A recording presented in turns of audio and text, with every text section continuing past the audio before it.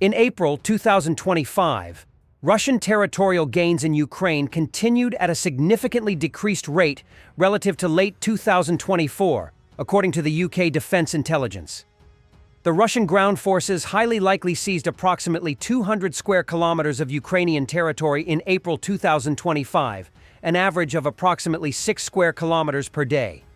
This is only a slight increase on the approximately 150 square kilometers Russian forces seized in March 2025, which was the lowest total observed since June 2024. Throughout April, the Russians made tactical gains around Pokrovsk, the key Ukrainian logistics hub which supports operations in the Donbass. Pokrovsk has likely remained the priority axis for Russia in its campaign, but it has been unable to make any notable advances around the city since late 2024. Ukrainian forces will highly likely continue to conduct limited kinetic operations in Russia's Kursk border region. Ukraine's incursion into Kursk, in response to Russia's invasion of Ukraine, is the first time since the Second World War that foreign troops have conducted operations in Russian territory.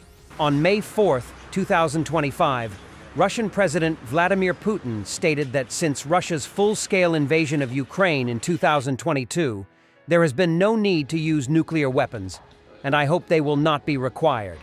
He also claimed that Russia alone, in fact, is confronting the entire collective West.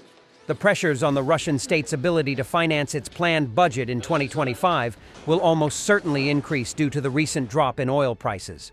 Lower oil price expectations have resulted in the Ministry of Finance of Russia revising down its forecast for 2025 oil and gas revenues by almost 25%, from 10.94 trillion rubles, 135 billion US dollars, to 8.32 trillion rubles, 135 billion US dollars, $103 billion. Meanwhile, the 2025 budget deficit forecast has increased from 0.5% of GDP to 1.7% of GDP. The 413th Unmanned Systems Regiment RAID successfully destroyed two rare and valuable targets, a TOS-2 Tosochka thermobaric MLRS and a mobile Zaslan naval radar system. The TOS-2 Tosochka is Russia's latest thermobaric multiple rocket launcher, introduced in 2021 as a wheeled successor to the TOS-1A. Mounted on a Ural 637066x6 truck, it boasts enhanced mobility, automated fire control, and an integrated crane, eliminating the need for a separate loading vehicle. Armed with 18 launch tubes for 220mm thermobaric rockets, it can strike targets up to 20 kilometers away. These rockets produce intense heat and pressure, making them particularly lethal against fortified positions and enclosed spaces. In Ukraine, the TOS-2 has been deployed since 2022, with confirmed operations near Kreminna and Velika Novoselka. However, its effectiveness has been challenged. The 414th Unmanned Strike Aviation Brigade, Birds of Magyar, are averaging a confirmed hit every 6.5 minutes this May. An overview of recently destroyed targets. The Birds of Magyar, officially known as the 414th Separate Strike UAV Brigade of Ukraine's Marine Corps, represent a pioneering force in modern drone warfare. Founded and led by Robert Brovdy, call sign Magyar, a former businessman turned military innovator, this brigade has transformed from a small volunteer group into one of the most effective and technologically advanced drone units in Ukraine's arsenal. Their rise reflects the broader trend in Ukraine's war strategy: the integration of high-tech, low-cost drone systems into frontline operations for both tactical and strategic advantage. Operating with a combination of fixed-wing and quadcopter-style unmanned aerial vehicles, UAVs, the Birds of Magyar conduct reconnaissance, artillery correction, strike missions, and even electronic warfare. One of the unit's signature strengths is its aggressive and creative use of first-person view FPV drones, often modified with explosive payloads to target enemy armor, trench systems, and logistics hubs. This capability has allowed them to act as a flying artillery, giving infantry units real-time overwatch and direct fire support. In early 2024, the unit received formal recognition from Ukraine's Ministry of Defense and was absorbed into the Marine Corps structure, becoming the country's first official UAV brigade. Their organizational infrastructure now includes a training center, development and repair facilities, and dedicated intelligence cells. They also actively share their combat footage to educate and inspire other Ukrainian units, while simultaneously conducting psychological operations by publicizing successful strikes on Russian targets.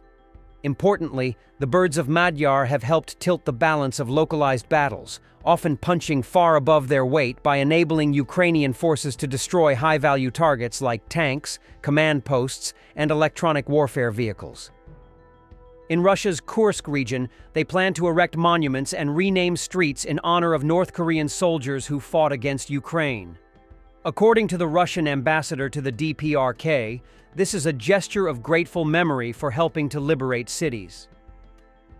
Head of the presidential office, Andriy Yermak, says Ukraine is in active consultations with the US, UK, France, Germany, and Nordic states on a proposed one-month ceasefire, raised during a recent Trump-Zelensky call.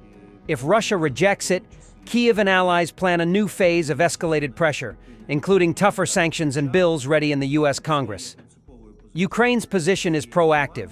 The goal is not just to pause the war, but to secure lasting peace with binding security guarantees, he added. Iran is preparing to send Russia launchers for FAF-360 short-range ballistic missiles, sources say, giving Moscow a faster, easier strike option against Ukrainian frontline targets and deepening military ties between Tehran and the Kremlin. The India-Pakistan ceasefire collapsed in under 4 hours as explosions hit Jammu and Kashmir. India blamed Pakistan for the violation. Omar Abdullah, regional leader, said, "This isn't a ceasefire. Air defenses in central Srinagar just opened fire." As usual, Trump used the conflict to embarrass himself again. First, he tweeted this: "After a long night of talks mediated by the United States, I am pleased to announce that India and Pakistan have agreed to a full and immediate ceasefire. Congratulations to both countries on using common sense and great intelligence. Thank you for your attention to this matter."